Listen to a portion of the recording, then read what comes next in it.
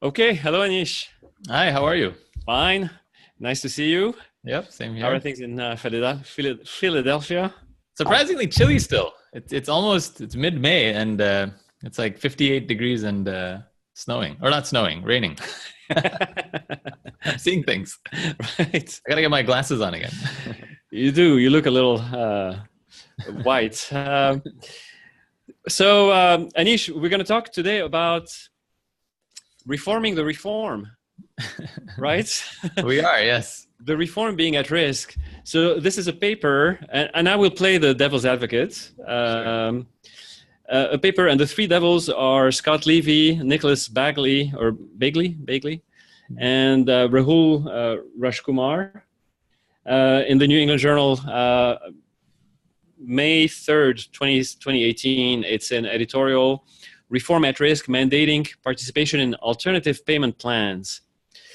So the three devils here are miffed a little bit because the new administration is giving up on the initial plans that were baked into Obamacare of having a part of CMS called CMMI, the Center for Medicare and Medicaid Innovation, play around a little bit with how doctors and hospitals get paid, right? So what happened, according to the editorial, is that CMMI was set up to test new payment models because costs are out of control and they need to be constrained. And so CMMI was launched along with Obamacare or the Affordable Care Act to test different alternative payment methods, right? And it was going to have the ability to mandate, at least according to the editorial, that there was the possibility of mandating certain payment plans so that they could test, in different markets or according to different, for different conditions, test reimbursement methods and see what works best. And but here comes the new administration, and they're watering down the program or really abandoning. Really, they're backpedaling, and the mandatory programs are no longer being talked about. Now it's going to be a voluntary program that hospitals and physicians can join voluntarily. But if they join voluntarily, that's going to reduce the ability of CMMI to find out exactly what's the best payment method. Right. So what's wrong with that? Costs are out of control, Anish.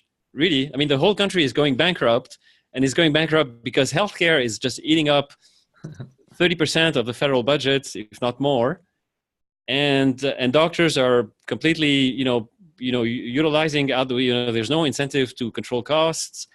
Doctors have no idea what things cost, and plus they have incentives to utilize resources and whatnot. So something has to be done. What's wrong with that? Yeah, no, and I in my younger, formative, more naive years, I agreed.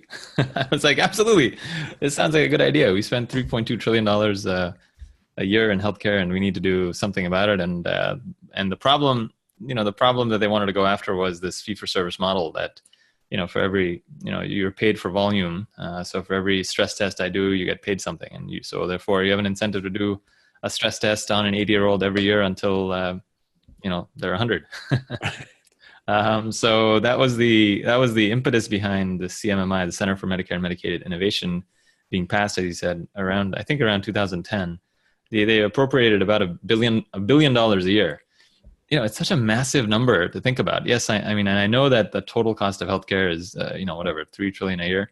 And so $1 billion relative to that is not much, but it just tells you how much money is floating around. And, I'm struggling to figure out where to get an additional $80,000 a year to pay for a nurse to help me with X, Y, and Z. And with a stroke of a pen, the federal government says, here is $1 billion to work on innovative pilot programs. So I think that the basic problem is that I don't think it worked. I mean, I think at some point you have to evaluate the innovation program and say, are we getting what are we getting for the $1 billion a year that we're spending on this? But And they I dispute just don't that. believe it's working. They dispute that. They say that it was on the cusp of working, and the rug was pulled from under CMMI. And if we had given it a little bit more time, they would have been able to.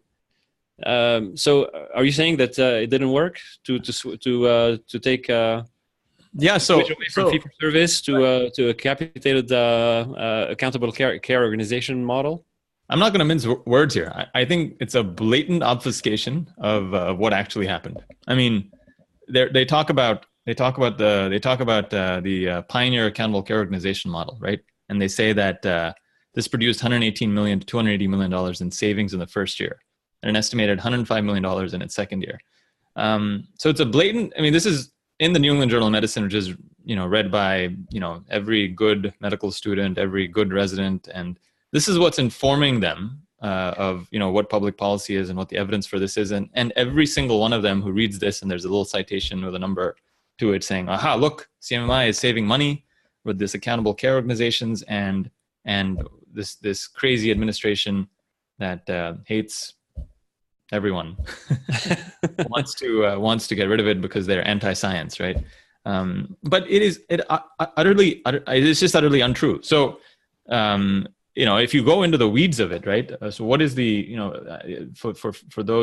the ACO program is accountable care organizations. Accountable care organizations was this idea to move out of fee for service, where you essentially say, all right, you're responsible for the health of this individual, and we will give you a capitated amount. You meaning some organization that this patient is assigned to. We're going to give you a capitated amount per year. And it'll incentivize you to keep the person out of the hospital because hospital care is very expensive. So now hospitals, instead of making money for every hospitalization, and they don't really care about keeping patients out of the hospital, now they want to keep people out of the hospital. So now maybe the hospital puts more resources towards nurses in the home to keep patients out of the hospital. It all sounds very, very, very, very good, but it just didn't work. So the Pioneer ACO model, this is the actual, this is not made up. So the Pioneer ACO model was a initial program that was piloted to examine the feasibility of this. So they took the best organizations that were out there, the ones that were the most integrated, the ones that were the most awesome, and they essentially assigned a capitated amount per attributed patient, and that was called the so-called benchmark, right? The benchmark was calculated based on CMS expenditures for patients in the 3 years prior, right? And they also included the something to account for the expenditures in the national Medicare population. So this benchmark included what was spent in the 3 years prior on these patients, plus there was some accountability for what was being spent in general for the national Medicare population. At the end of the year, the actual Medicare expenditures were then compared to this benchmark number. And the Pioneer model specifically tested something called two-sided risk, meaning if you spend less money than the benchmark, so if you are a health system that spends less money than the benchmark, you get some savings. If you spend more, then you may owe the government money. So in order, so the Pioneer ACOs, they're also instructed to measure value, right? You can't just lower costs. So the value piece of it, there was 30 metrics that they were graded on. So and they looked at those performance metrics in addition to what the benchmark numbers are, right? In order to fulfill this requirement of giving better care at lower cost, right? So these are the numbers. In 2012, 19 of the 32 carefully selected high-performing organizations ended up spending more money than their expected benchmarks, right? So 60% blew through their benchmark, right? In 2013, only 23 ACOs remained. So people started, the hospitals that were going over and had to give money back to the government, we're talking millions of dollars, started dropping out, saying, we're not going to keep doing this. So in 2013, 23 ACOs remained, right? And in that year, 17 of the 23 spent more than their expected benchmark, and 6 had to pay Medicare. Had to pay Medicare anywhere between $1 million to $2.8 million. So healthcare systems kept dropping out. By 2015, only 12 ACOs remained. And even in this best of the best group, one of the ACOs spent $14 million more than their benchmark did. So this is not what the healthcare systems at all signed up for. What the healthcare system signed up for was, hey, we're going to do this thing. We will checkbox all these awesome metrics, and based on checking all these boxes and doing all these metrics, we will get paid more money, right? Because they bought into this idea that, well, if we do all these things, if we check more LDLs, then we will reduce the cost of care, right? So, but I mean, what the number that they mentioned here for Pioneer, having saved 118 to 280 million dollars. Did you look at that reference? I mean, where did they? So perhaps that number may come from the fact that it doesn't include the fact that most of the programs have dropped out of the Pioneer. So they selected just one ACO that ended up saving money. Yeah. The folks that are staying in, the 12 remaining or whatever by 2015. Sure, maybe they're saving money, but how is that the full story when they started out with 30 some ACOs and most of them that were losing money dropped out? Is that right? Really? So I think their argument here is that these ACOs volunteered for the program, and that may not be the ideal way of doing it. The ideal way is for the government to mandate, health centers to get into, an ACO mode, not give them a choice. Right. What do you think about that?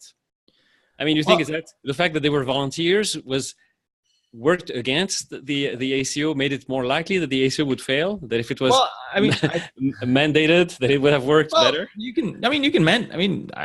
Sure. I mean, you could certainly mandate it, but the problem here is that the hospital systems are not. I don't think the hospital systems are able to lower costs. So if you mandated it to the whole system, I don't know what exact value you're gonna get out of it. I mean, I don't care if they want to mandate it to the whole healthcare system. Well, right. Well, apparently they don't really want to mandate it to the whole healthcare system. The idea here, from what I understand, is that they want to have randomly selected areas be mandated into an ACO program. Right. Because really, what they're after is really the science of health policy. They want the equivalent of a randomized controlled trial, right? So they want to randomly select parts of the country where people will be forced into an ACO, and having a control group that is unaffected, right? And there's an interesting argument that they say here, because if it's left to the purely voluntary aspect, if health centers are given just the option of voluntarily joining the ACO program and perhaps sharing into the savings, getting some profit from the savings that they generate, that to them, it's a problem, because given the choice, some patients, in that area, might opt to go to a hospital that wasn't participating in a CMMI program, right? So we can't have that. We really can't have, patients, deciding that they don't really want to be in an ACO and moving somewhere else. So no, we have to mandate it randomly, because that's really the scientific, the best available scientific method, right? Yes. Then we'll have a p-value to compare, the savings from. Yes, I know p-values will save us. P-values will save healthcare policy, but again, I think if the question, before you even get to saying, all right, let's do a randomized controlled trial, again, the Pioneer program was the best of the best healthcare systems. And they said, all right, let us see how they do with them. All right. In terms of establishing, like when I do a pilot, you do a pilot of something and see if it works. If it does not work, you don't keep going. You don't do a larger randomized control trial, because the Pioneer ACO program, which they in their editorial falsely say. I mean, well, I shouldn't be so mean. They certainly did not include the fact that most of the people dropped out of the the Pioneer ACO model. They don't talk about the fact that they don't talk about the fact that the next ACO thing, the next they don't pilot, do an intention to treat analysis. Yeah, right. No, exactly right. They don't do an intention to treat analysis. Right. Yeah, and right. And by the way, none of this takes into account how much it costs to run an ACO, right? So it's just pure. It's massive editorial license. It's using the New England Journal perspective page as a platform to sell this to folks that are not going to get into the weeds of this. I mean, there's no one that knows a massive amount about ACO, or no one that gets into the weeds or has some deep knowledge of ACOs that thinks that ACOs are a swimming massive success. The benchmarks are artificial numbers. What does it mean to get below the benchmark? What does it mean to be above the benchmark? The health systems rightfully say, we don't understand where the hell the benchmark comes from. Like, one year we're lower, another year we're higher.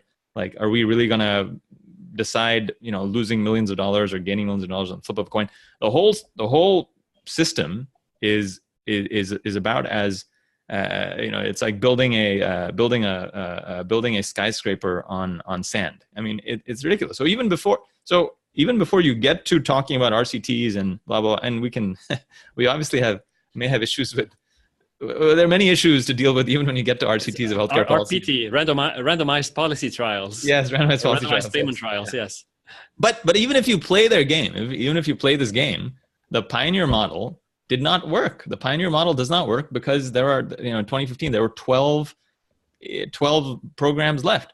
The ACO model, the next ACO, so there's the Pioneer model, and then there's what's called the Medicare Shared Savings Program model. And in that model, the hospitals got to choose. Do we do two-sided risk or do one-sided risk? One-sided risk is really nice. If you go underneath the benchmark, you make money. If you go over the benchmark, there's no penalty. So heads I win, tails you lose for healthcare systems, right? So what happened with that? And even with that, I mean, even with that, when you look at the 2015 results, right? What's reported, right, is that there were 203 winners and 189 losers, right? And so the savings were $429 million, right? But that does not include the fact that when you got underneath the benchmark, Medicare paid the hospital systems money, all right? So when you actually include the shared savings that the federal government made to the ACOs, right?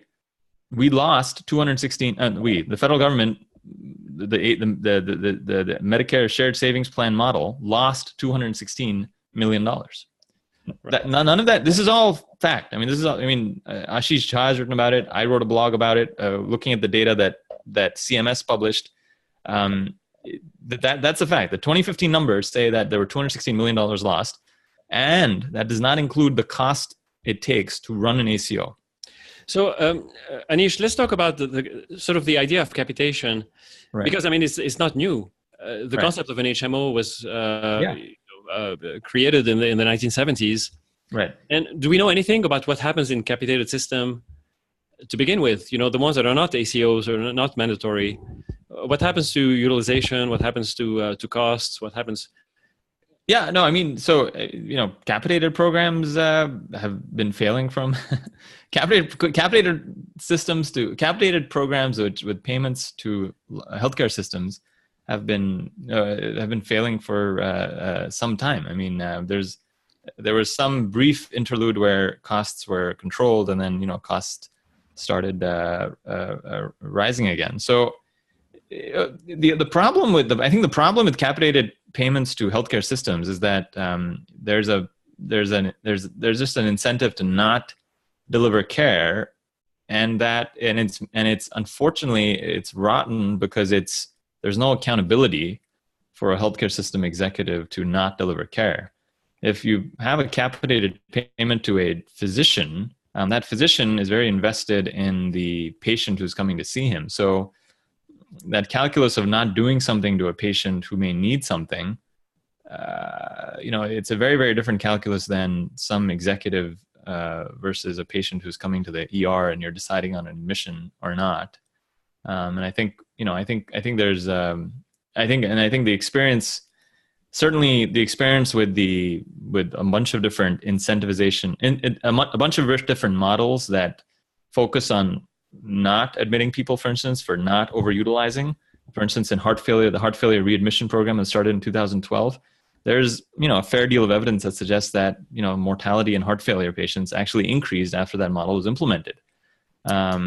Right. I suppose another thing that I think is also plays, and that I don't think is talked about, is that when you have side by side an HMO capitated system that is competing with a non-capitated system, the capitated system is going to be forced, nevertheless, to perform to the standards that are established by the non-capitated system, in a way, right? I mean, if you're in a city, Right. and there's an HMO here, and then next door you have, the traditional fee-for-service system that is generally going to be utilizing a lot more, but that essentially establishes the standard of care. So the HMO is kind of forced to Right. utilize just as much. And in my experience and observation, I don't see that in an HMO system utilization is that much less Interesting. than in a non-HMO, just because So, the standard of care is essentially set. So right. I think perhaps that's where that might be the subtext here, is that since that is the case, then we need to move and really mandate and not give people any choice. Do we know anything about the movement of patients? Because the little passage that I mentioned, where they were concerned about patients deciding to go to the non-capitated system. Do we know anything about that in the recent experience, the pioneer experience or whatnot? Is there anything written that you've come across?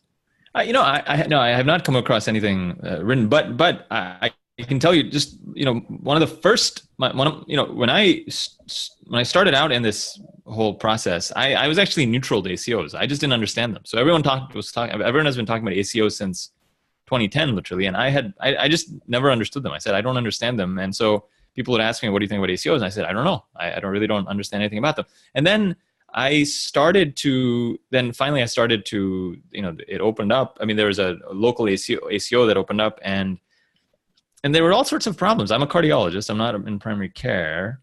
And I was suddenly being attributed patients who were in this ACO, but I'm their cardiologist.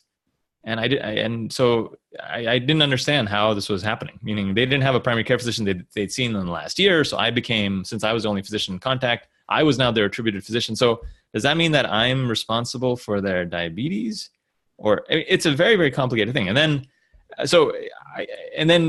suppose if you are a primary care physician and the patient has bad heart failure and has valve disease, and the cardiologist is mostly managing things, how is the primary care physician controlling costs? It's attribution is a huge problem.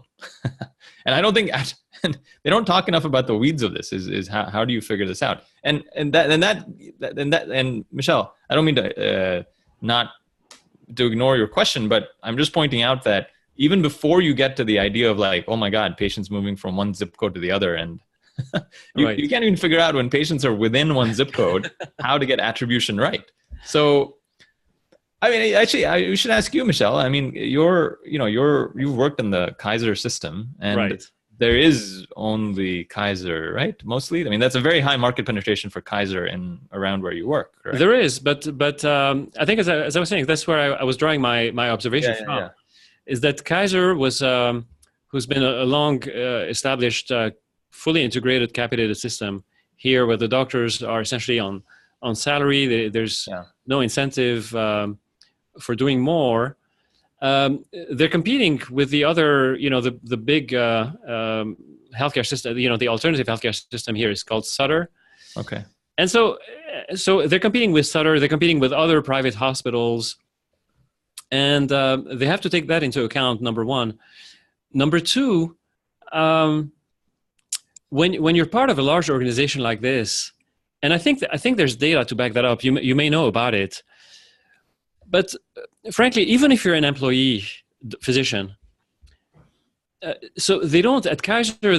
Nobody was to any significant extent that I could tell. Nobody was looking over the shoulder of the doctors and saying you can't order that many. You could if you wanted to order as many. Right. And so there was among the interventional cardiologists at Kaiser, there was a wide range of practices. And some of the highest utilizers of stents were there, right? Were there. So because at the same time, so yes, there's no incentive to utilize more, but on the other hand, there's no penalty either. Right. Because it's all the money from somebody else's money. So there's no incentive, I really didn't see that there was necessarily the savings were there. Yeah. Um, Yeah. So right. I've always meant to dive deeper into Kaiser. I never have gotten around to it because there's some folks say, look, Kaiser is the way to do it, and it's just the reason you're failing wherever it is you are doing whatever capitated model you're doing is because you're not integrated enough. And if you're integrated like Kaiser is integrated, then you will keep the cost of healthcare down. Interestingly, at least the national data, and I haven't actually looked into, unfortunately, California specifically, but the national data certainly says that the only places that healthcare prices have been controlled has been where you have a single payer that essentially holds that down. So if you look at Medicare and Medicaid data and the trends in cost over time, that is pretty flat. But as there's been increasing consolidation, or you look at the commercial payer rates, so the unit price of whatever hospitalization for heart failure, stent placement, knee replacement, the amount that that has shown a steady increase over the last decade. That's unabated. So despite all this stuff, so going back to the central point is that, look, who is evaluating CMMI? Who is evaluating the Center for Medicare and Medicaid Innovation in terms of what is their mission? Is what provide to lower the cost of healthcare and to provide greater value. Hell, I'll settle for just lowering the cost of healthcare, and keeping the value the same, right? But is there any sense that they've done that in the last 8 years that they've been operating? I don't think they have, and right. But on the other hand, you get a sense that we've got to do something, right? We've got to do something. Yeah. It's a train wreck. We've got to do something. Right. Another point that I wanted before we perhaps move on or wrap things up on the topic of integrated systems, right? So I think that's correct. If you're a fully integrated system, and you can look at the national healthcare systems like the UK, whatnot. So they're able to control costs, but they do that by really not so much by telling doctors directly how to practice, but by limiting the resources that are available to doctors. Okay, so you have one MRI, whereas here you have 15. So you have waiting lists, and waiting lists, people always say, oh, waiting lists are no big deal because you can wait for your hip surgery. You can wait 6 months. It's not a big deal. Okay, well, for a hip surgery, that may be the case. But I remember when I was at Kaiser, at some point the administration wanted to know what would happen if when patients present to a hospital with an unstable syndrome, if they asked me, could they be sent home if they need surgery? They come, we do a cath, they need a bypass. Instead of waiting, X amount of days for a bypass operation and occupy what if we send them home? Yeah. So then I said, well, I don't know. Let me look into this, see if there's any data. There's actually quite a bit of data from the UK and from Canada, and it's called the attrition rate. All right, the attrition rate waiting for your bypass surgery. How many people drop dead? Wow. So yes, there's actually plenty of literature, but in the UK and Canada, it's viewed not as a failure of the system. Is viewed as, so the disease, okay, well, it's the nature of the disease that people die, and people don't complain when they're waiting for the bypass and they die. They say, well, it's such a crummy disease. But you can actually find actuarial data on,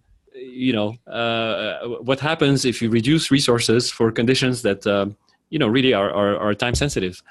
And so waiting lines do matter, maybe not for everything, but they certainly do matter for certain things. Right. They matter for transplants. They matter for things like that, for sure.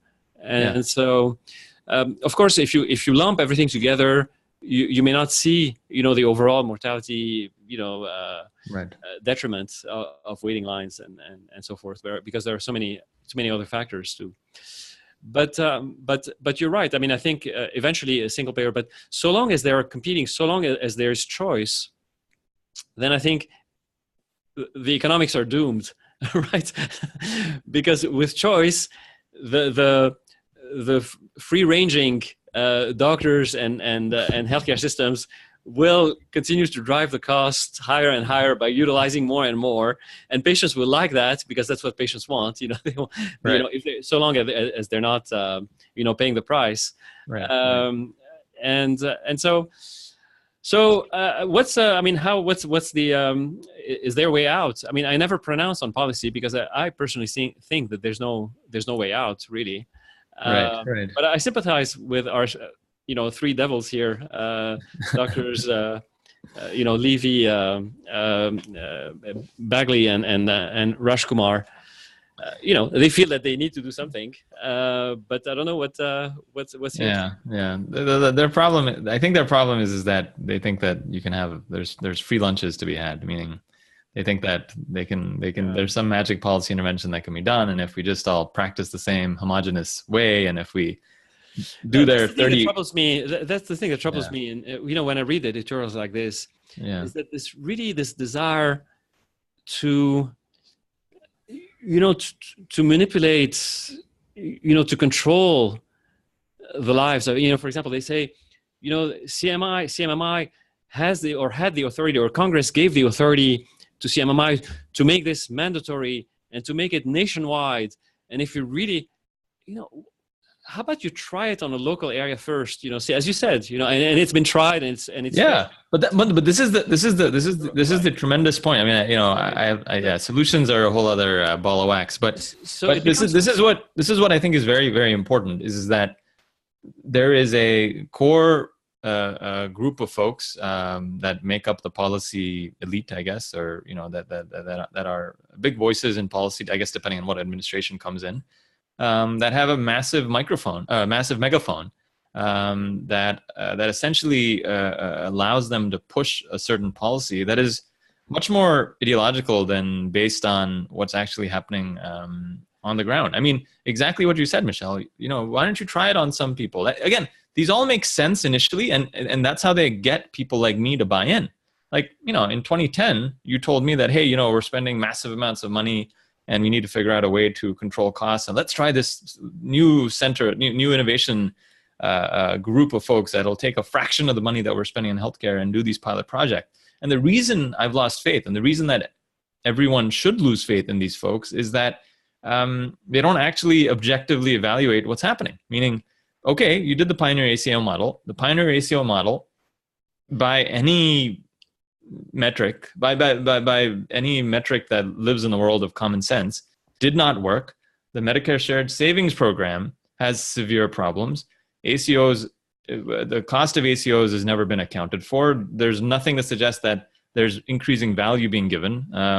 And the cost of healthcare continues to rise in dramatic fashion. And what they want to do is double down on it. So which is why guys like me who are of a liberal mindset in terms of, sure, we can let these guys try their thing, but that was only the case if these folks were objective folks that weren't ideologues that just continued to double down. They're like poker players that keep losing massive sums of money, but it doesn't matter. They stay in the game. Because true socialism has not been tried.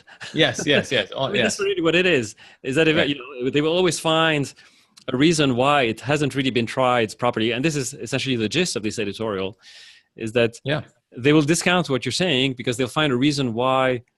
So people need to understand that these are not objective empiricists that just sit there and they're like blind to bias and they make their decisions based on the evidence that's coming out. The evidence that's coming out shows that the ACO models don't work, but they in their editorial both. I mean, it's like word for word. They wrote an editorial in 2015. Some of the authors, Rajkumar was one of the authors in 2015. He writes the other article just now, and again, they want this kingdom of theirs to continue. They want their policy folks to continue to get funded to a level, and it doesn't matter to them what the actual evidence is. So they're central planners at heart. I mean, they want to be. They're central planners, and there's an appeal to be. To the idea of central planning. Yes, as you said. I mean, on the surface, it makes sense. You say, well, we're going to be rational about it. We're going to have protocols. We're going to have procedures. We're going to be able to. But it doesn't work. Right. And but what makes the situation most difficult in the U.S. is you have central financing So you have financing of the healthcare through government, massive government subsidies to the private health insurance, and then through even more massive government programs, Medicare and Medicaid. So you have massive money being injected into the healthcare system, but it's not centrally planned. And therefore, that's why the costs are so astronomical. Right. Because you have these huge subsidies without central planning. But you're right; these guys are central planners at heart, and then they will point to the UK and Canada as being places where things are costs are better controlled. And so I think they will if they don't get their way here they're asking for to go back to the original intent for CMMI.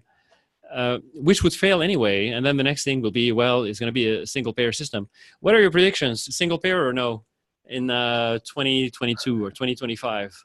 I mean, it seems like it definitely seems like we're heading that way, because it seems like we're utterly unable to, I mean, it's a train wreck in terms of policies that don't seem to want to allow people to see the real cost of care. So as long as you keep hiding the cost of care, I think the cost of care keeps ballooning. And right. Again, the only thing that has worked in terms of controlling costs in this climate has been, Medicare and Medicaid. So I have a tough time seeing how. So there was a hiatus. I mean, let's talk about that. I mean, there was, I think, a little bit of a lull, right, for a few years where the increase was not as rapid as it had been before.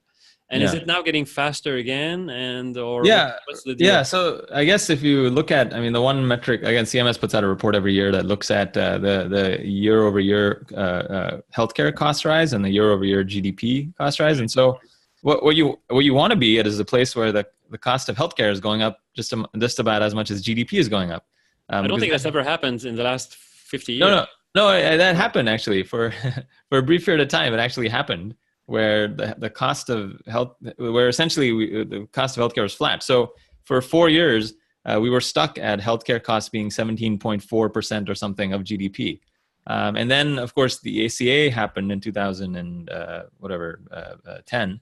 And because of the increased number of people that enrolled, and they were, again, federally subsidized, the cost of healthcare started going up faster. So we were actually, before the ACA, insured more people in this way that doesn't work to reduce costs, the health cost of healthcare overall had been somewhat stabilized. I don't, there are many opinions as to why that is, and was it related to the recession or not? But I have my own theories there. But again, I don't know, and until we figure out how to expose folks more to the cost of healthcare, I don't know how we're ever going to get lower healthcare. The paradox, which very few people are willing to to admit or understand or recognize, is that if you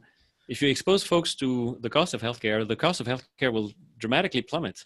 Yeah. If you do it in a free market way, but that's for another. Yes. For another day. Absolutely. I think I was, the devils are. I think I was a little too easy on those three devils. What do you think? No. I think you're a good devil's advocate, which means that's what you're supposed to do. So I don't know. You feel sympathy for them. Yes. Anything else we need to add before we leave? No. I think I'll finish with a point saying that I could care less about what political party. Regardless of what political party is in power, I desperately want this group of folks to not be at the table. The biggest thing I like about this one of the things I like about this administration is that these folks are on the outside looking in, meaning that this is the discussion that they're on the defensive, they're on a back foot. I mean, I think if another administration had been in power, they would continue to hold the ear of folks in power, and they would continue to say this is the scientific, evidence-based way that we are going, and we need to keep going and trust us. And look, they for anyone that's paying attention, I think they should not have faith in these folks, and they have made themselves to be obviously ideologues, and we need to continue to keep these folks nowhere near Healthcare policy making. Power. Yeah, healthcare policy making. Exactly. Right. I think it's going to be interesting. I mean, I'm with you. On the other hand, what's coming out of the current administration, I can't imagine it doing anything to control costs. And so I can see costs ballooning again. And then, who knows what will happen. Yeah, no, that's absolutely right. And I wrote a piece for Medical Economics where I was trying to grade healthcare policy. And again, it's early, 1.5 years in or 2 years in, I guess. But I gave most of them not good grades because there's a ton of talk about America first and patients first, but there's almost nothing to back up any of that in a real way. There are some very, very interesting discussions that are happening that maybe wouldn't be happening otherwise in terms of health savings accounts that can fund physicians and stuff. But until something actually happens, these are discussions that have happened for the last, 20 years now? Correct. So yeah, you're absolutely right about that there hasn't been any real action that has come out of this administration. So that's been incredibly disappointing. But okay, Anish. All right. That was fun. Thanks, Michelle. Yes, as always. Alrighty, take care. Bye. So how was that?